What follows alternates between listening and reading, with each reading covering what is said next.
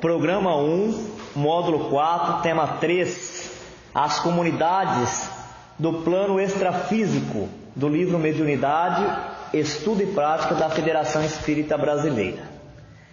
Nós já temos estudado algumas coisas de como vivem os espíritos na dimensão espiritual, no mundo incorpóreo. Nós vimos aqui que os espíritos, eles se alimentam de substâncias, de princípios que estão na atmosfera, pelos poros dele, conforme a evolução. Se ele tiver materializado, o corpo perispiritual estiver denso, aí ele se alimenta de uma composição mais parecida que a nossa. É por isso que a gente vai ver em nosso lar servir para alguns espíritos caldos reconfortantes. Não é a necessidade de todos, vai depender muito de como é que chega cada espírito na pátria espiritual. E o que vai fazer a gente ter um bom movimento, deslocamento, uma boa adaptação no mundo espiritual é a maneira que nós tenhamos vivido aqui na Terra e o conjunto das nossas experiências de todas as encarnações. Aquele espírito que, mesmo estando encarnado, ele reflete, ele medita, ele pensa na vida espiritual, quando ele desencarnar, ele já reage mais fácil e interage mais fácil com aquele ambiente. Vimos também a respeito do movimento, que alguns espíritos se movimentam muito rapidamente, porque tendo o corpo perispiritual sutil, ele viaja na velocidade do pensamento, ele quer estar em algum lugar e ele já está. Mas outros têm que andar como se estivesse na terra com os pés apoiados no substrato, na plataforma, dependendo do plano onde ele esteja. Vimos também sobre a forma do espírito. Quando nós desencarnamos, a maioria de nós vamos manter a forma, a aparência da encarnação onde nós estivermos. Alguns espíritos podem rapidamente mudar a forma do perispírito, mas não é verdade que quando a gente diz que todo o espírito, logo na desencarnação, ele pode plasmar um perispírito da maneira que ele quer. Para alguns, isso vai decorrer algum tempo. É possível, é potencial. Por isso, quando alguém fala, escreve algum livro, ele fala às vezes de uma situação ideal, né? Seria ideal que todo espírito chegando na parte espiritual pudesse se alimentar só dos princípios, dos nutrientes que estão na atmosfera, dos raios cósmicos que penetram pelos poros. Mas não é realidade que todos o façam.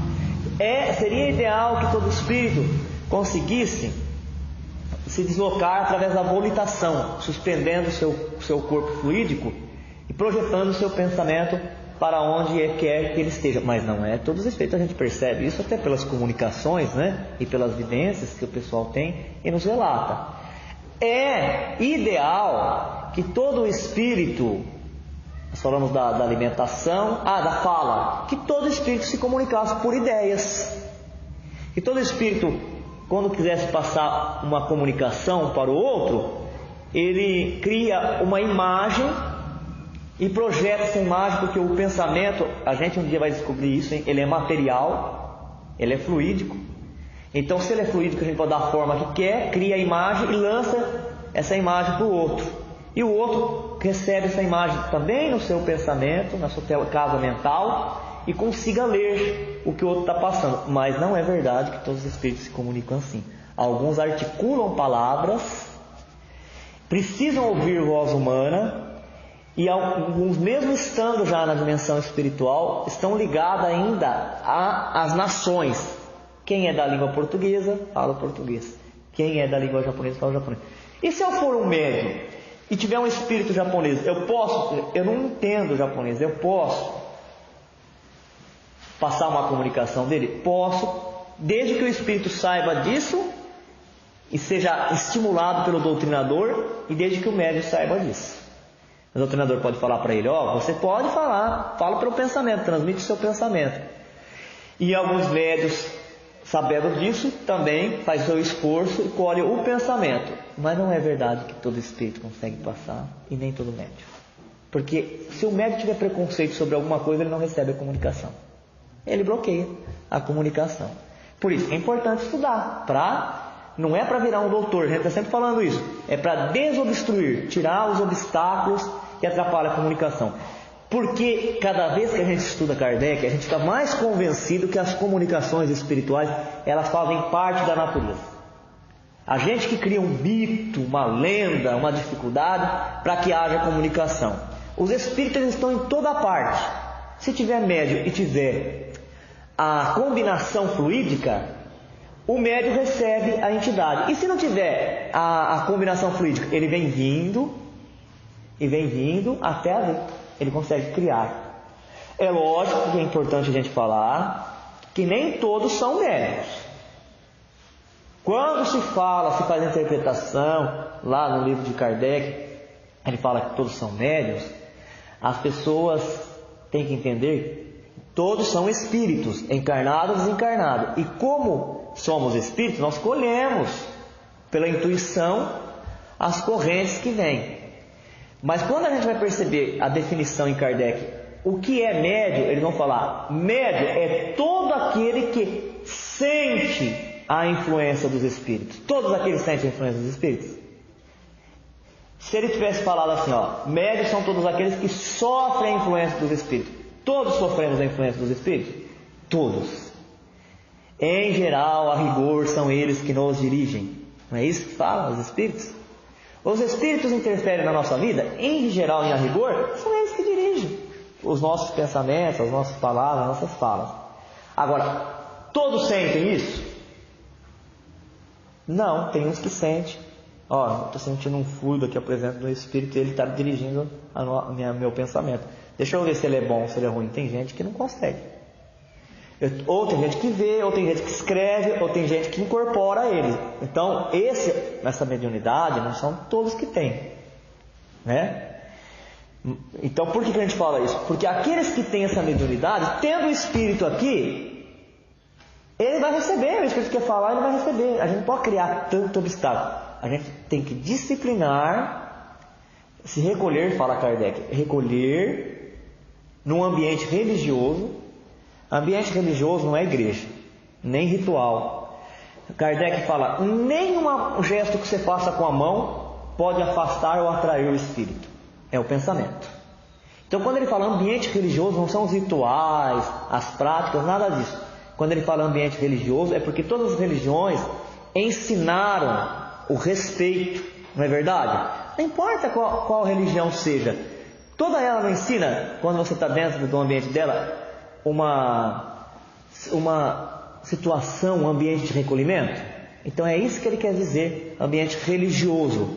Não existe dia de preferência para o espírito se comunicar. Isso é lenda, isso é superstição.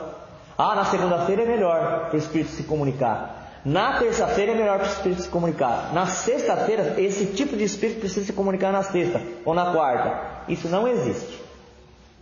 Quem cria, lógico que se nós criarmos essa dificuldade de bloquear, nós não recebemos ele, só vamos receber na sexta.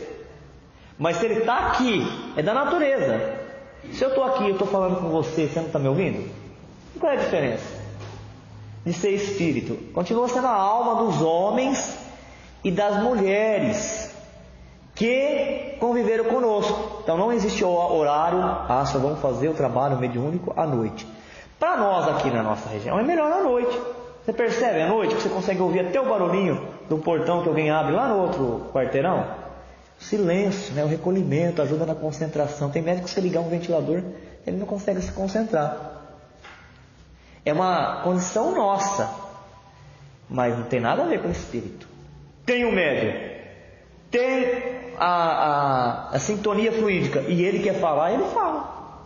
Por qualquer um, seja espírita, não seja espírita, seja religioso ou não religioso, sendo ateu, às vezes o médium é ateu, o espírito vem, se comunica, e depois, quando ele vai embora, fala, o espírito se comunicou. Que bobagem, larga a mão disso. E ele falou, ele escreveu, ele receitou um remédio. Então agora hoje nós vamos ver, o que é importante que nós estudamos até agora não é preocupação nossa deixar os espíritos falar, eles vão falar. A preocupação de quem ouve é separar o bom do mal. Porque o apóstolo João já dizia, observai se os espíritos vêm por Deus, em nome de Deus.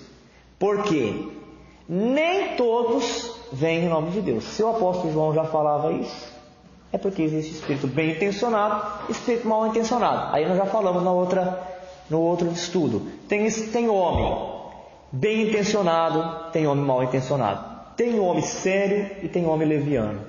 Tem homens brincalhão, zombeteiro. Então tem espírito que representa tudo isso. Porque quando a gente deixar o corpo, a gente vai continuar com a nossa individualidade. Exatamente do jeito que a gente estava aqui. Então é isso que a gente tem que cuidar. Cuidar para ver a linguagem do espírito, ver qual é a intenção que está por trás disso, para a gente não ir fazendo tudo. Kardec fala, tudo que eles falam porque são espíritos. A gente não pode transformar em regra uma comunicação de um espírito, porque para isso existe a doutrina, que foi pensada, que foi avaliada, que foi filtrada. Então antes da gente seguir o que o espírito fala, consulte a doutrina espírita. Se você não achou ainda nos livros de Kardec, é porque você não procurou direito.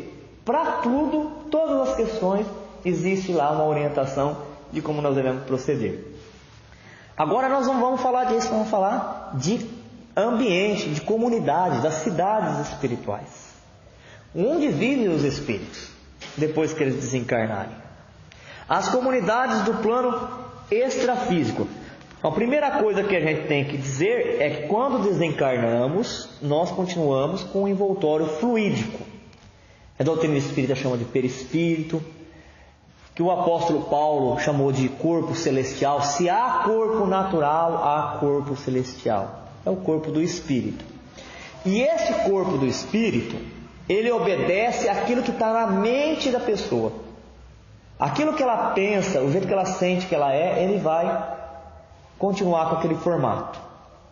Se você se identifica como sendo mulher, tem a energia passiva da feminilidade, desencarnando, se prendendo do corpo, você vai ter um corpo feminino. Se você se identifica com a força masculina, com a força do homem, desencarnando você vai ter o corpo do homem. Se você desencarna já com uma idade avançada, você vai se apresentar no mundo espiritual com aquela forma. Por isso que a gente consegue saber, olha, a Dona Maria que está aqui, é o São João. Se for um espírito com uma evolução razoável para cima, ele pode, já nos primeiros momentos da desencarnação, plasmar o corpo que ele quer, rejuvenescer.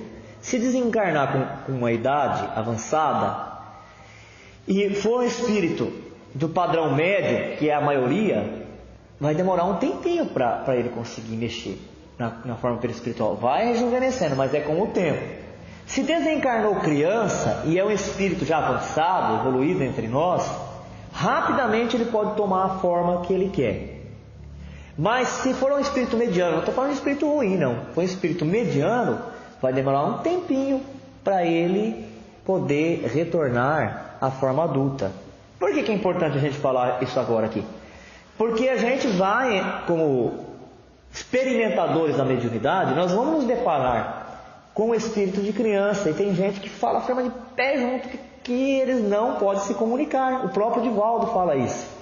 Acha criança, se comunicar com criança, o médium receber, ele está recebendo pelo pensamento. Ótimo, ele está recebendo pelo pensamento. Mas se o espírito acha que ele é criança, que pensamento que ele vai passar para o médium? Pensamento é matéria, gente. Ele vai passar como se ele fosse uma criança. O doutrinador é que vai falar para ele, olha, você já não é mais uma criança, não é? Você já pode agir como um espírito. O espírito, ele é universal. E aí vai depender também do que o espírito entende disso daí. A gente não se santifica, não muda rapidamente porque desencarnou. E aí, a depender da densidade do perispírito, eu vou usar essa palavra, ela não é a palavra usada nem pela ciência física para falar disso, mas eu vou usar peso para ficar mais fácil.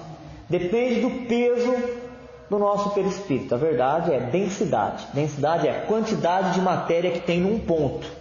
Quanto mais matéria tiver num ponto, mais denso ele é. Quanto menos matéria tiver num ponto, menos denso ele é. Se o espírito tiver um corpo eterizado, ele sobe. Ele vai para esferas superiores. Dessa nós não vamos falar. Sabendo o que nós sabemos? Nós vamos falar das que estão mais perto da Terra.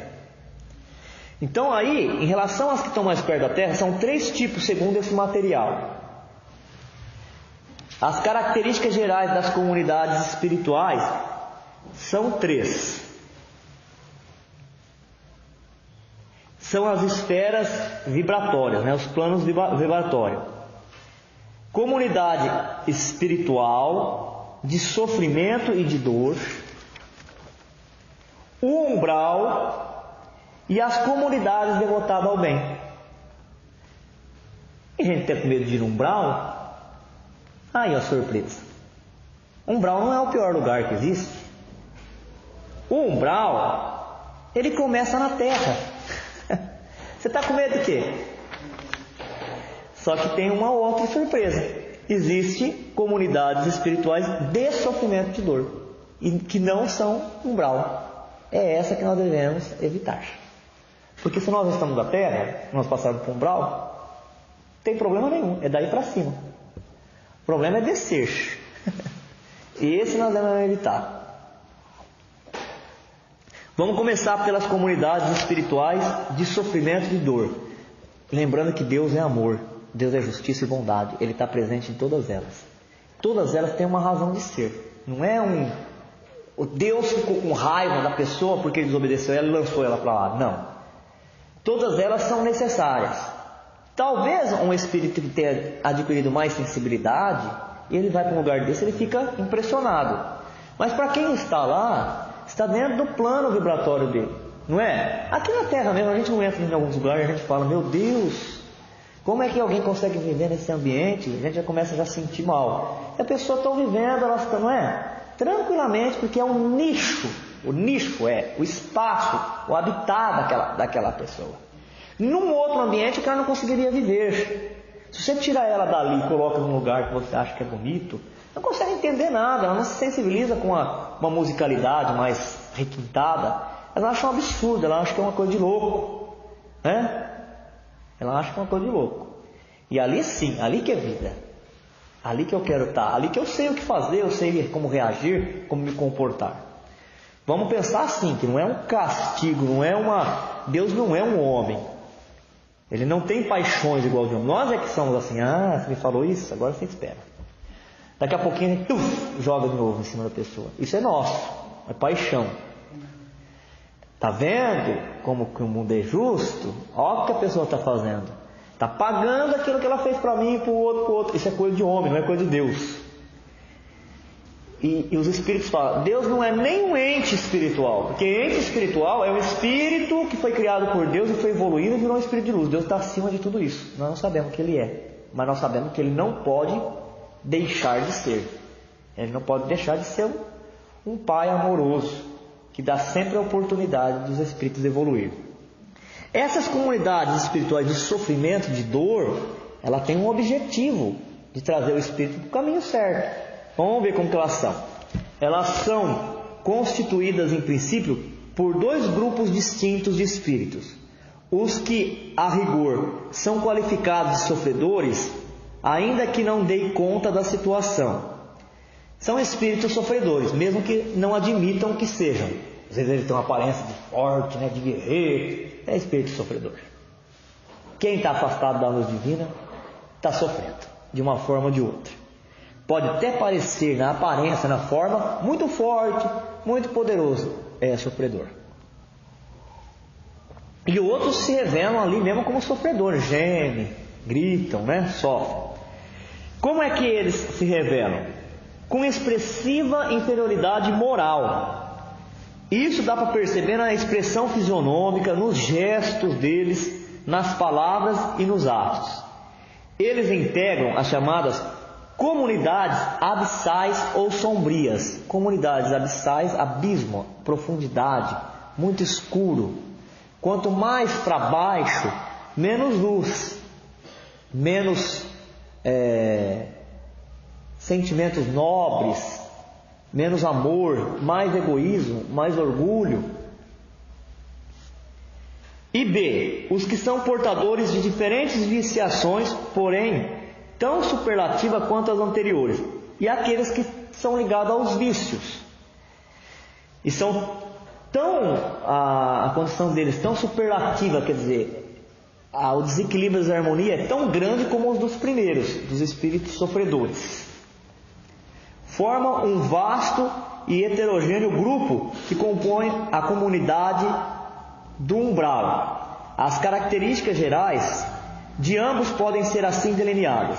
Então, tanto do grupo chamado sofredor, como dos grupos ligados aos vícios, todos eles a gente pode falar, não importa se está ligado ao sofrimento ou ao vício, todos eles têm o predomínio das paixões inferiores. O que fala mais forte em tudo que eles pensam, em tudo que eles agem, é paixão inferior. A palavra paixão é de passividade, quer dizer, aquilo que eu não consigo controlar, aquilo que não é gerado pela minha vontade, eu sou arrastado por ela, tudo isso é paixão. Trabalhando o álcool na sala de aula, que é matéria do meu componente de ciências, estava escrito lá pela comunidade médica: a droga é aquilo que causa uma dependência, uma escravidão. Ela toma conta da vontade da pessoa, ela não tem a vontade por si só, ela é arrastada. E aí eu estava dando um exemplo de algumas pessoas que precisa acordar às 3 horas da manhã e vai atrás de um bar aberto para comprar um cigarro. E ele fala: eu não sou viciado. Está vendo que ele falou ali em cima? Mesmo que não se admita, eu não sou viciado. E ela vai buscar. E o menino, a gente se defende, né? Ninguém estava falando nada dos pais. E ele já defendeu: o meu pai não é viciado. Ele toma cerveja na quinta, na sexta, no sábado, domingo, mas ele não é viciado. E se ele quiser deixar de tomar na quinta, na sexta, no sábado, domingo? Aí que está a diferença. Ele deixa, então ele não é viciado, ele não é uma paixão, porque ele que está no comando, ele decide. Se ele não decidir mais, já é uma paixão. Então o ódio, o rancor, a raiva, a inveja e os ciúmes, ela é uma paixão, porque se a gente tivesse como controlar, quem é que ia ter um negócio desse? Não é? Faz mal, a gente já sabe que começa por aqui, né? Já dói o coração, o estômago, quando a gente está sentindo, a mente já embaraça. Vem as doenças, porque a baixa imunidade, ninguém quer isso para a sua vida, mas não tem ainda o domínio, a força. Vai ter. Essa que é a diferença do espiritismo para as outras. Vai ter. As outras falam: não vai ter, então fica lá para sempre, para a eternidade. Há ações maldosas, há brigas, há intrigas, há desarmonias variadas e perturbações generalizadas. Quando nós falamos no comecinho que a mediunidade e a comunicação é uma coisa simples que está na natureza, é verdade. Ela é uma natureza. Mas os grupos que trabalham com ela têm que tomar cuidado com o seu comportamento, porque pode atrair só espírito desse jeito. E o que você vai tirar de proveito para a sua existência conversando com um espírito que só gosta de briga, de intriga, de desarmonia e de perturbação por toda parte? Então nós estamos falando da comunicação. Ela não tem tanto embaraço. Quando Kardec escreveu o livro dos médiuns, ele escreveu como um manual para qualquer um conversar com os espíritos. Pode conversar. Qualquer um pode. Nós não demos o exemplo do rapaz que ganhou o livro dos médiuns dentro de uma prisão, de uma masmorra, e começou a conversar com os espíritos ali, e aí ele já não era mais sozinho? Qualquer um pode, é um manual. Igual hoje nós temos um manual para montar um ventilador, montar uma geladeira, desmontar um armário. Mas o livro do médium não é para a gente criar tanta complicação. Mas aqui sim. Cuidar da onda mental que você emite. Se você está sempre magoado, sempre desconfiado dos outros, sempre achando que as pessoas te querem mal, você vai atrair espírito desse jeito. Se você está sempre com o espírito voluntarioso, eu quero ajudar. É para carregar essa cadeira? Vamos lá carregar. É para ir visitar o doente? Vamos visitar. Você vai atrair espíritos assim. E os espíritos continuam lá, interessados no que eles estavam aqui. Outra coisa que une os dois, não importa se é o espírito ligado ao vício, se é o espírito sofredor, a ociosidade, a preguiça. Quando nós fomos no Teatro da Libertação, tinha uma moça atrás de mim, e a mulher estava lá chorando, né? Nessa situação de uma região purgatorial, ela estava chorando e gritando, e um espírito desses que são falsamente julgadores, né? Eles se acham que são julgador. Falava para ela: não, você vai sofrer, você não está aqui à toa. E ela falava, ela tinha sido uma dona de casa. Aí ela falou: mas o que eu estou fazendo aqui? Misericórdia, eu sou uma mulher boa. Aí ele fala: preguiça. Teve preguiça. Está falando, ó, é igual para os dois. Ociosidade e preguiça são comuns para todos os grupos, tanto para os que estão ligados ao vício como para os que estão sofrendo. Muitos habitantes se comprazem em julgar o próximo. Olha, gente, julgar o próximo em tribunais, numa região desta, inferior, de espírito inferior, sofredor, tem tribunal que fica julgando os outros. E aí, quando eles julgam e o espírito que está lá aceita o julgamento, porque ele foi mesmo errado, tem uma vida errada, não é porque Deus quer, ele aceita, eles fazem dele de escravo. Percebe nas comunicações que alguns espíritos têm reluta para seguir com os benfeitores? Eles têm medo.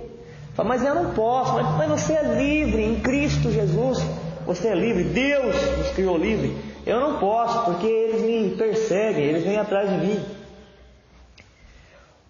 Ou imposição autoritária da vontade, fato que conduz a processo obsessivo. Aquele espírito que está ali, ele é mau igual o outro, mas ele tem um poder mental maior, ele submete o outro espírito a fazer o trabalho que eles querem. Os obsessores e dominadores mantêm controle mental sobre aqueles a quem subjugam pelos recursos da hipnose e da chantagem emocional. Como é que um espírito pode fazer um outro espírito de escravo? Pela hipnose. Nós não falamos que os espíritos se comunicam pelo pensamento? Se um espírito que tem um controle sobre o seu pensamento criar uma imagem para aquele outro, tudo aquilo que causa dor e sofrimento, ele fica hipnotizado. Então às vezes ele fica lá mantendo aquela ideia do erro que a pessoa cometeu, e ela aceitando o culpado, ele mantém ela fazendo o que ela quer. O espírito está lá na região umbralina, numa caverna, numa região sombria. Por que ele está ali? Ele podia estar... Porque ele aceita. O espírito que tem um poder mental maior cria uma cena de que ele tem que ficar ali porque ele cometeu um crime sério, uma coisa grave, e ele aceita, ele fica ali. É pela própria mente do espírito sofredor. Porque se a mente dele não aceitasse aquela condição, não tem como prender o espírito, gente. O espírito atravessa a parede, ele passa a fogueira. Como é que ele vai ficar preso ali? Ele está preso porque ele aceitou. É um condicionamento, uma hipnose. E isso é porque ele não se perdoou em vida? Desculpa, remorso, manteve-se culpado durante a vida toda. Ele desencarna e continua se sentindo culpado. Ou mesmo que ele não se sentiu culpado a vida toda. O materialista não se sente culpado a vida toda. Ele acha que ele está certo. Mas quando a gente desprende do corpo, as noções de verdade, elas vêm forte, porque nós somos criados por Deus, a sua imagem. Então, o próprio espírito em contato com a realidade verdadeira da vida, ele entra em estado de remorso. Se ele não entrar em estado de remorso, ele vai continuar sendo o algoz, espírito maldoso. Eu estou aqui, não sabe que tem esfera superior, nem quer saber. Eu estou aqui no meu ambiente, aqui eu domino, eu mando, eu faço, eu posso. Continua assim por muito tempo, até que um processo natural venha fazendo ele regredir na forma que ele está e lançando ele de novo para o despertamento. Às vezes dura 1000 anos, mas acontece. É uma força que ele não tem controle, porque Deus não nos criou para viver eternamente na sombra e nos alimentando da comida dos animais, igual na parábola, em que o filho afastado de Deus se alimentava do resto dos porcos. Uma hora vai ter que fazer o retorno. Então tem dos dois casos. Aquele que entra em remorso, que é um processo natural, vira escravo do outro, se não aceitar ser levado, entrar no arrependimento, na oração que pede socorro. O que não está ainda em remorso é o escravizador, é o julgador. Ele acha que ele está certo, mas vai chegar para ele também. É uma porta que todos têm que passar. Uso, isso aqui nós já falamos, só vou ler. É uma questão da comunicação. Uso de palavras articuladas na comunicação interpessoal de forma semelhante à utilizada no plano físico. Volitação restrita, quase inexistente, E quando ocorre, não há deslocamento significativo, permanecendo nas proximidades do solo. O comum é o uso de pernas e de pés. O acesso às regiões mais elevadas está temporariamente interditado, em razão das limitadas condições vibratórias desses habitantes. Então está falando que para esses espíritos que vivem nessa comunidade de sofrimento de dor, eles andam igual nós, eles se alimentam de uma alimentação muito parecida com a nossa, e quase nenhum consegue volitar, tem que andar, né? Os que conseguem são voo rasante, não é voo igual à águia, é voo igual da galinha, rasante. O acesso a dimensões superiores está limitado. Se ele tem uma vibração pesada, densa, ele não consegue subir numa dimensão superior. Seria a mesma coisa que para nós, tendo corpo físico, a gente quisesse flutuar em cima de uma nuvem de fumaça. Não conseguimos.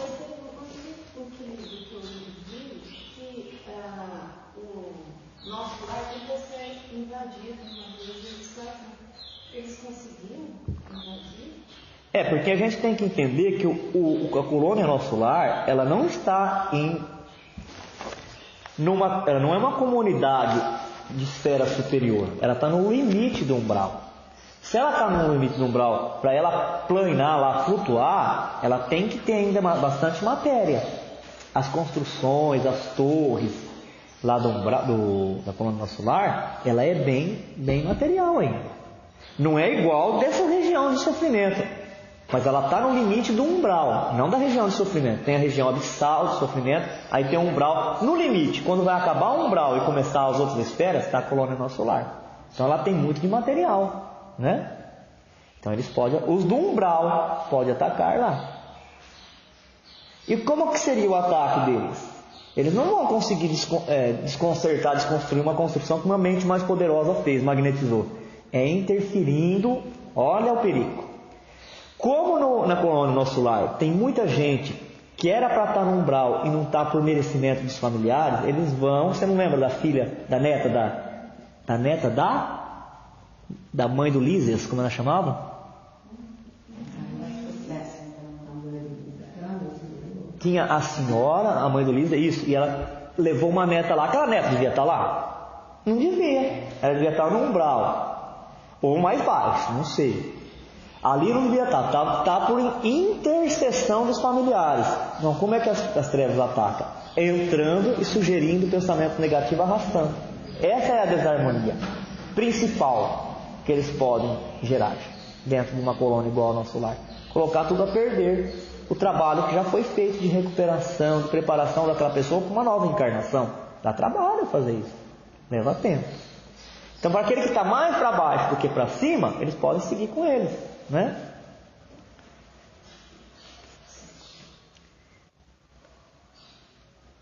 Por isso que quem é espírito superior não teme espírito inferior. Eles não podem chegar onde eles estão, nem vê-los, porque o perispírito vibra mais sutilmente. Se a gente tiver com boa intenção, o grupo mediúnico estiver trabalhando com os bons, a gente não tem nada a temer. Agora, se nós estivermos vibrando na altura dos maus, aí a gente tem. Por quê? Porque eles batem na gente. Nós estamos na vibração deles, eles castigam a gente mentalmente. Aí cada grupo escolhe com que grupo quer trabalhar. Tudo isso que você está passando, a gente pode comparar carnalmente. Como existem lugares bons, lugares bonitos, os maus também não conseguem entrar. Sim. Mas se vai uma pessoa, um visitante, que o outro visitante leva, consegue contaminar. Sim. Então a gente pode tudo comparar com a Terra. Na questão da influência é igualzinho. Só não podemos comparar na questão do corpo, porque qualquer espírito que estiver encarnado, o corpo físico é dos mesmos elementos da Terra, para todos. Então vamos supor uma pessoa boa entrar numa favela que está dominada por traficantes, ele vai perder o corpo físico.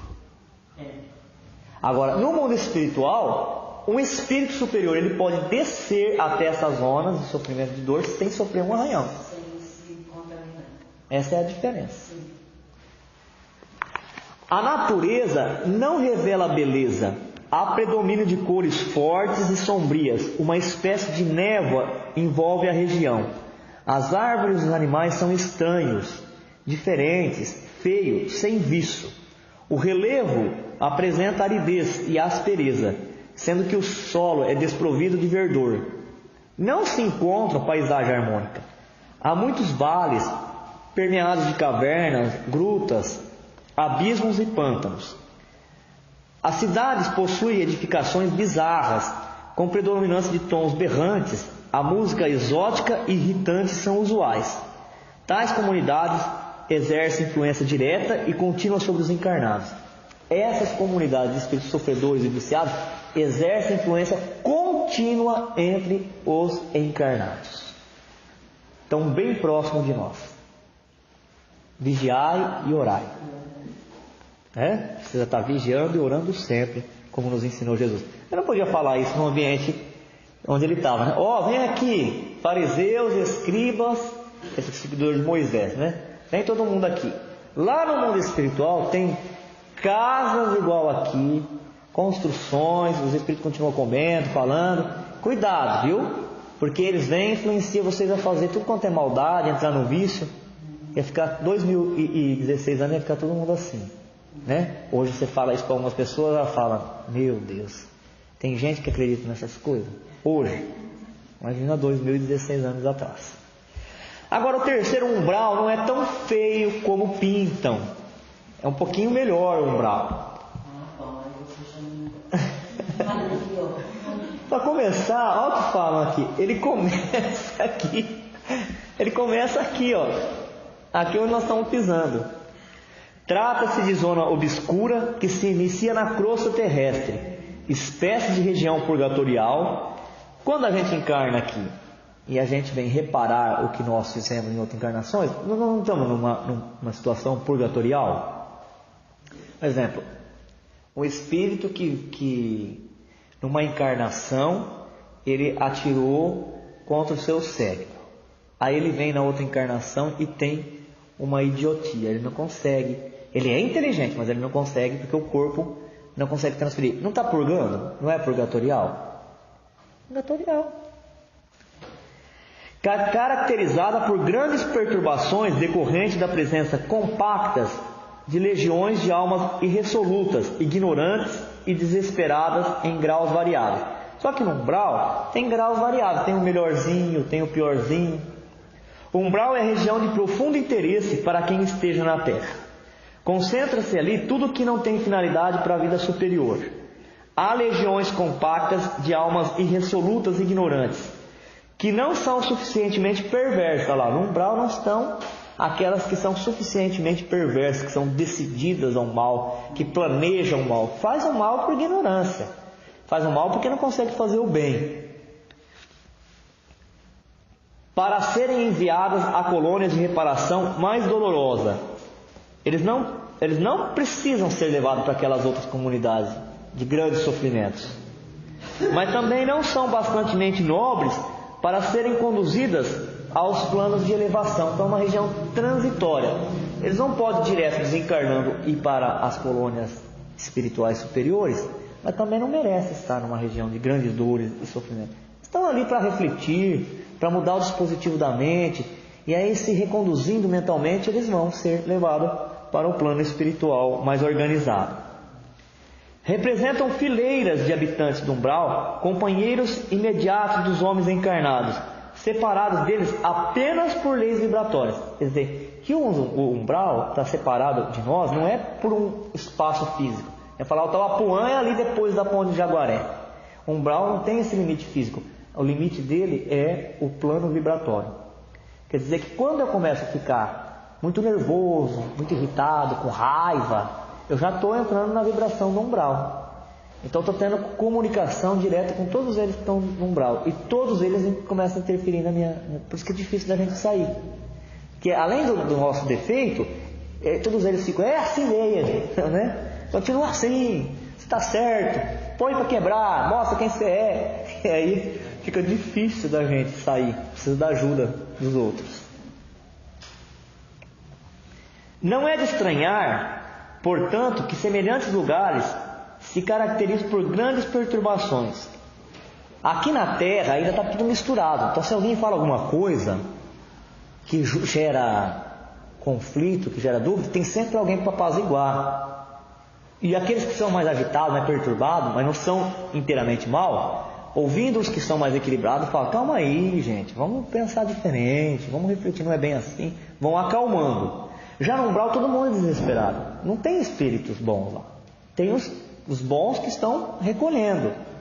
Então, se um sopra uma coisa, vai acabar o mundo. Todo mundo: ai meu Deus, vai acabar o mundo. Aquela coisa, aquela agitação, né? Porque todo mundo é desequilibrado lá. Não tem essa balança para dar o equilíbrio. Lá agrupam-se os revoltados de toda espécie. Formam igualmente núcleos invisíveis de notável poder, pela concentração das tendências e desejos gerais, pois o umbral está repleto de desesperados. É zona de verdugos e vítimas, de exploradores e de explorados. Tem uma variedade muito grande lá no umbral de espíritos. Por isso, igual à Terra. Por isso, por isso que um espírito, quando se comunicou pela psicografia, lá no grupo de Kardec, ele falou assim: a vida espiritual é muito promíscua. Promíscua no sentido de é muito misturado. Não nas esferas superiores, que é a última que nós vamos ler, mas ali no umbral está muito misturado.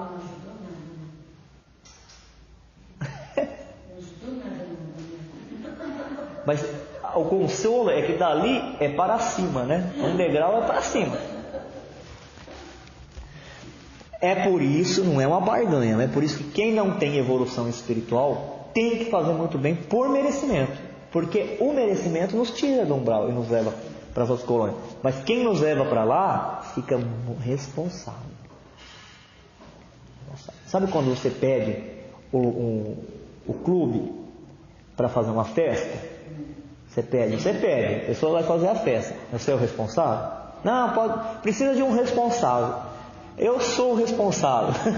Pode deixar que eu assino.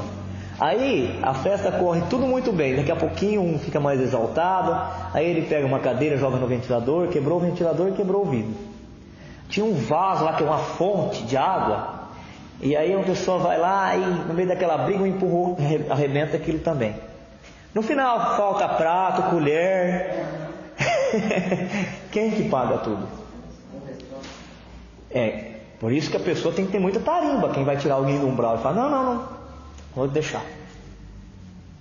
Vai ser mais útil ele estar aqui, porque eu tenho um plano para ele. Depois você vai ver como que ele vai ajudar a gente. Leva ele, como levaram a neta da... Como que ela chamava a moça? É Luísa, o nome dela? Não sei. Ela era sobrinha do Lísias, do enfermeiro que atendeu o André Luiz, ficava com o André Luiz. Paga o preço quem leva para lá. Mas tem esse dispositivo. Quem tem muito mérito pode interceder pelo outro. E quem tem muito mérito aqui na Terra, que poderia ficar mais tempo no umbral, também tem o mérito de subir para as colônias de transição. Voo muito alto não dá para a gente fazer ainda. Falta asas. Mas já está bom, né, gente? Se for igual nós estamos vivendo aqui na Terra, para melhorzinho, já está bom demais. Apesar da desolação e da desarmonia reinantes, as comunidades constituídas de espíritos sofredores e desarmonizados não se encontram abandonados. Devotados benfeitores, alguns de alta hierarquia espiritual, ali se encontram em periódicas visitas de auxílio e amparo. Muitos desses benfeitores encontram-se, inclusive, instalados em plenas regiões abissais e umbralinas, em edificações denominadas núcleos ou postos de auxílio, realizando trabalho sacrificial de amor ao próximo. Claro que nós estamos brincando aqui, nós estamos estudando isso, não é para saber agora onde nós vamos quando nós desencarnarmos. Porque só tem um jeito de garantir uma vida boa depois de morrer. É vivendo bem. Só tem esse jeito. Essa que tem que ser a nossa preocupação. De viver bem agora. O quanto tempo Deus achar que nós temos que ficar aqui. Isso é para o médium, é um livro para os médiuns. Ele sabendo que existe todas essas comunidades, ele não vai bloquear a comunicação. Na hora que ele vai receber uma psicografia, que ele fala, pá, diz que o espírito não come, está falando aqui que come. Se ele sabe que existe, ele não oferece resistência. Quando ele vai sentir a presença do espírito tão materializado igual a esse que vive nesse primeiro plano, ele vai saber, vai ter certeza que existe. Tem alguns médios que desdobram. A palavra certa não é desdobramento, não tem essa palavra, desdobramento na codificação. Ele emancipa, ele se desprende, se desliga do corpo. E aí, acompanhado pelos benfeitores, ele vai nessa região. Se ele souber que existe, ele vai, ele sabe como ajudar, como interagir. Se ele não souber, ou ele tem medo quando ele vê, ou ele fala, isso é produto da minha imaginação e não ajuda o trabalho, né? Vamos lembrar da Ivone Pereira, a médium, quanto que ela ajudou o Bezerra de Menezes nesse desprendimento.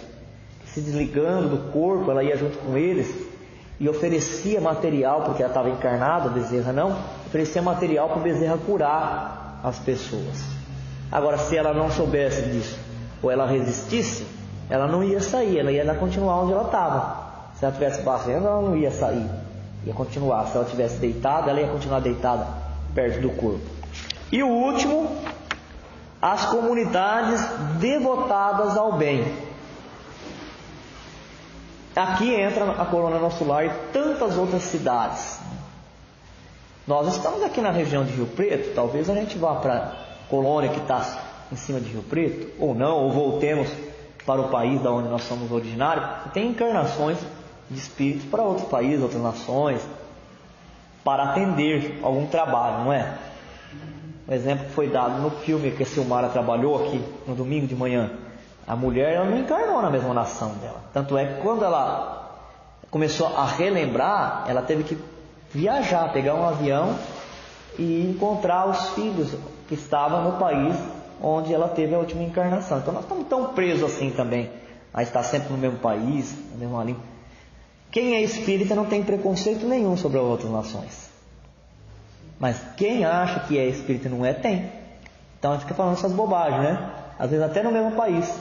No mesmo país fica, esses nordestinos, e não sei o quê. Oh meu Deus, você é espírita mesmo? Você vai estar lá na outra encarnação. E não adianta fazer igual a rainha no concílio de Constantinopla, não, né? Que falou, é esse problema? Então, vem aqui, eu sou rainha, vou escrever, onde eu assino? Não tem mais encarnação agora. Não adianta. Tem preconceito? Vai encarnar lá. É aprendizado para o espírito. Nós vamos sempre na nossa necessidade. Tem preconceito com os sírios que estão vindo? Outro dia eles mostraram para a gente um navio. Quando começaram a rejeitar os sírios, porque está numa situação de muita pobreza, eles começaram a vir para os outros países. É profético isso, gente. O Chico Xavier já falava que o Brasil ia ter que receber. E alguns espíritos ainda se manifestam contra. Está nadando contra a correnteza, né? Então aí puseram um navio cheio de gente. E aí as pessoas começaram a comentar, achando que era os sírios. Falaram, não, esse navio é quando vieram os pais de vocês, os avós, fugindo da Segunda Guerra Mundial lá da Europa. Vocês estão bravos por quê? Olha, carregados o navio, tudo pendurado. E às vezes até um de mão dada com o outro, vinha arrastando porque não tinha mais lugar no navio. Para fugir da fome e da miséria que foi a Europa na Segunda Guerra Mundial. Outro dia também mostrou uma senhora, ela era encanadora. E aí ela descia como encanadora. Vocês viram isso? Ela descia como encanadora no esgoto, para arrumar o esgoto, as coisas. Ela trazia na caixa de ferramenta dela as crianças judias, porque estava sendo perseguida pelo nazismo, e entregava para alguém cuidar. Colocava o nome dela numa jarra, enterrava no fundo do quintal, para depois que acabar a guerra, conseguir identificar de quem ela era parente para entregar para os parentes. Ela salvou 2.000 crianças. Só que os soldados nazistas encontraram ela e quebrou as 2 mãos e as 2 pernas dela. Mas ela fez isso, não estava nem aí. E aí quando acabou a guerra, foi desenterrando a jarra. Aqueles que tinham parente vivo, eles devolviam para os parentes. Aqueles que não tinham parente vivo, entregavam para doação. Nós somos espíritos, gente. Não somos brasileiro, nem inglês, nem americano, nem judeu, nem alemão nazista. Nós somos espíritos. Então, assim a gente tem que proceder. Nós já tivemos todas as emoções. Exatamente. Aí, então, para encerrar, as comunidades devotadas ao bem. As sociedades beneméritas do além são constituídas de grupos de espíritos ligados entre si por simpatia mútuas ou interesses comuns. Aqui não existe tudo junto, misturado. Aqui é separado por afinidades. Por isso que é difícil para um espírito que está nessa comunidade encarnar. Ali todos têm o mesmo interesse, todos querem o bem um do outro. Não consegue ficar misturado, é por afinidade. Aí já está no outro plano. Espíritos ligados entre si por simpatia. Os seus habitantes apresentam gradação de conhecimento e moralidade, mas todos demonstram necessidade de auxiliar o próximo. Sentimento manifestado de forma inequívoca nos estudos, trabalhos e inúmeras atividades que realizam. Mesmo nessas colônias tem os que sabem mais, os que sabem menos, os que são mais amorosos, mas ali nenhum tem o pensamento do mal. Um ajuda o outro. Tais comunidades estão usualmente localizadas em planos elevados ou em regiões de transição de fronteira, como é o caso do nosso lar, região de fronteira. Descendo uma escadinha ali para o umbral. É uma região de transição. Exatamente. Situadas acima do umbral e dos abismos.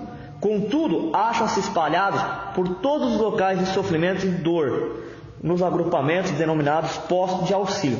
Talvez em Oxóa não tenha uma colônia espiritual, mas tem um posto de auxílio.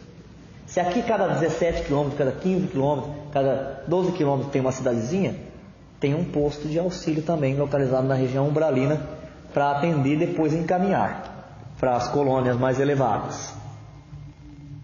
Ali executando atividades de esclarecimento e orientação aos trabalhadores locais e prestando auxílio direto aos espíritos sofredores. Nestas comunidades benfeitoras, as regras da administração têm como base a natural ascendência e intelecto moral dos seus dirigentes. Como são eleitos os governadores dessa região? Por eleição? Não. Um grupo mais forte impõe sobre o outro? Não. Ali é natural. O espírito que tiver reunir em si mais inteligência e mais moralidade, ele ascende entre os outros. Não precisa ninguém falar quem é. Ele surge naturalmente. É o caso, de novo, né? Não dá para não citar o nosso lar, que é tão conhecido. Ajuda muito, né? O que o André Luiz fez ajudou muito a gente a explicar a doutrina espírita, porque serve de exemplo. O governador do nosso lar. E entre eles é o espírito que não precisa dormir, descansar, se alimentar, trabalha 24 horas por dia sem parar para o bem de todo o grupo. Quanto tempo que ele está mesmo com o governador? Vocês têm que voltar a ler o nosso lar, hein? Vocês não ajudaram em nada aqui, nem com os nomes, nem com os tempos. Eu sei que ele está há muito tempo lá. A volitação é locomoção comum. Todos os espíritos dessas comunidades volitam. E às vezes eles usam um aparelho, uma máquina para volitar. Pode ser meios de transporte terrestre e aéreo, operados por máquinas. Mas se assim eles preferirem, nada o impede de caminhar com auxílio de pernas. Mas se eles vierem aqui na Terra nos ajudar, se eles quiserem andar com as pernas, quando eles estão passeando lá, vendo os bosques, que eles quiserem andar com os pés, eles andam. Mas aí é escolha, não é condição. A comunidade é realizada, a comunicação é por via mental ou por palavra articulada. As edificações públicas e particulares primam pelo bom gosto, pela simplicidade e utilidade. Há escolas, ministérios e outros órgãos públicos, centros de estudo e pesquisa, biblioteca, templos religiosos, setores de lazer e recreação, torres, hospitais, setores de recuperação ou de reequilíbrio. Aqui ainda nós não estamos falando do espírito que já tem o seu corpo espírito totalmente eterizado. Esse não precisa de nada disso. ele já está num outro ambiente. Nós não sabemos qual, mas está acima de tudo. Por quê? Porque a matéria nenhuma sensação provoca nele. Quer dizer que esses espíritos, estando numa colônia boa dessa, eles ainda vivem uma vida materializada. Não como o das comunidades de dor e de sofrimento, e nem do umbral, mas ainda tem um perispírito semimaterial. Encerrando. A natureza é rica e bela, contendo colorido e luminosidade próprias, que causam admiração.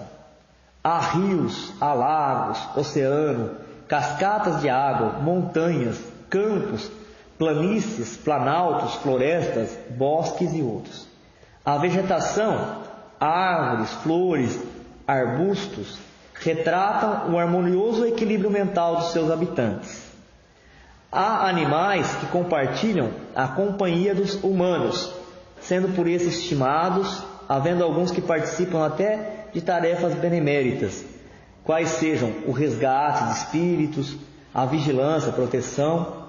A influência espiritual dos encarnados e desencarnados é indireta, respeitando-se necessariamente o livre-arbítrio de cada um. Então, quando um espírito das primeiras camadas, na região de dor de umbral, ele interage com o encarnado ou com o desencarnado, ele impõe a vontade dele, por hipnose.